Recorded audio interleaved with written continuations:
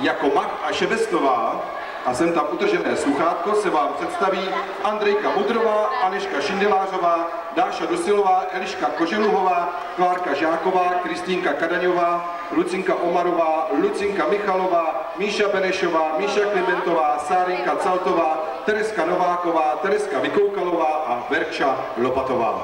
On tam řekl místo Cmarová Omarová.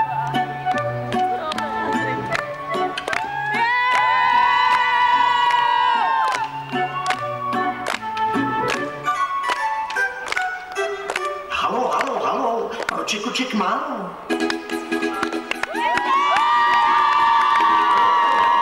Proč koček málo?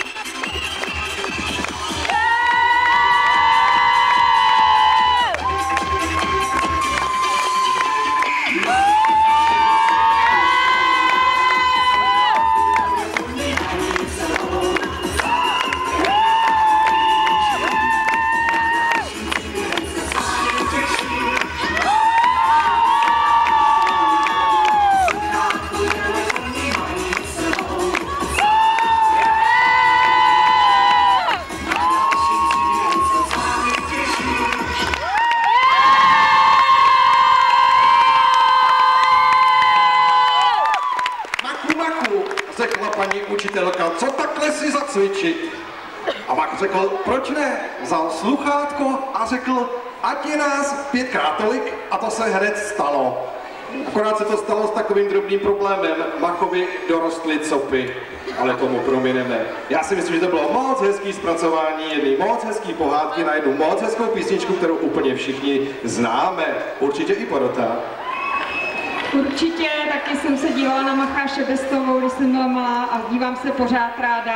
Takže teďka jsem se vrátila do svých mladých let a děvčata, nestačím se divit, kde vaše trenérky nebo autorky, nebo i vy sami berete ty originální nápady v tom stvárňování kostýmu a vymýšlení různých pomůcek. Takže za to určitě máte velký obdiv. Samozřejmě, že chybičky se tam najdou, to víte určitě každá sami, že ještě musíte zapracovat, zejména na tom pohybovém rozsahu a na té jednotnosti skladby, ale jinak si myslím, že celkový dojem jste zanechali naprosto úžasný.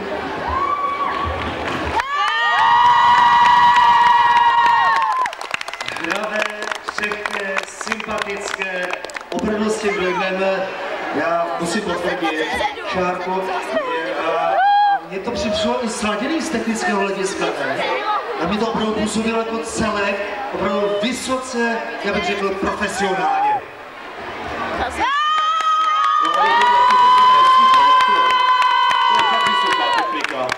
To jsme se ještě nedostali a vy už to máte. Děkujeme moc, bylo to super, myslím, že se na vás taky budeme těšit a se sejdeme na dalším ligovém závodě. Tým z shows 15 až 20, pohybové studio JAA Plzeň, skladba s názvem Barevná Afrika. Barča Svidecká, Ivča Šmídová, Janička Koukolíková, Jovita Preslová, Kačka Hlaváčková, Katka Lišková, Katka Majerová, Kristýnka Václavová, Majda Roušalová, Míša Forejtová, Míša Rybková a Pavlínka Cuřínová.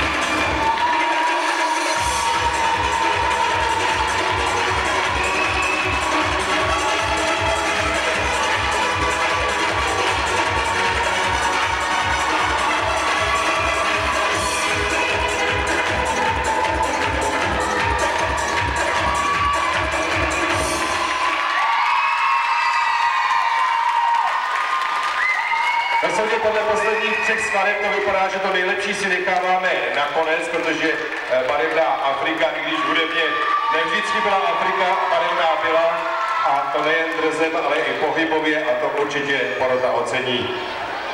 Tak samozřejmě já musím pochválit ty úžasné kostýmy, které samozřejmě korespondují s námětem té skladby. A musím děvčata strašně moc pochválit, hlavně za práci horní části těla, protože něco takového jsme tady ještě za celý den neviděli. Opravdu jako super. A samozřejmě to v těch ostatních skladbách, vůbec v těch aerobikových skladbách se hodně málo pracuje tím tou horní polovinou, ale vy jste to všechno tak úžasně tady ukázali, jak by to mělo vypadat a o co je ten pohyb bohatší, když se používá i tedy ten vršek, nejenom nohy a ruce. Takže já vám za to strašně moc děkuju, že jste to těm ostatním ukázali a že vlastně jste předvedli skladbu, která byla naprosto úžasná. Pochvala tentokrát je ode mě. Oproti minulý soutěži jste udělali obrovský krok, hnuli jste s tím, jak s vaším pohybovým projevem, hnuli jste i s tou choreografií. Mám z toho asi tak o 200% lepší pocit než minule. Bylo to živý, bylo to moc hezký a rozhodně víc afričtější než minule. I když ten indický tam jako ta muzika kousek, mohlo by tam být míň, ale jinak výborný. Samé pochvaly od poroty. Nevždy se to stává. Děkujeme do Plzně a budeme měnit porotu. Budeme měnit porotu a to jenom z toho důvodu, že nás čeká poslední kategorie 15 až 20.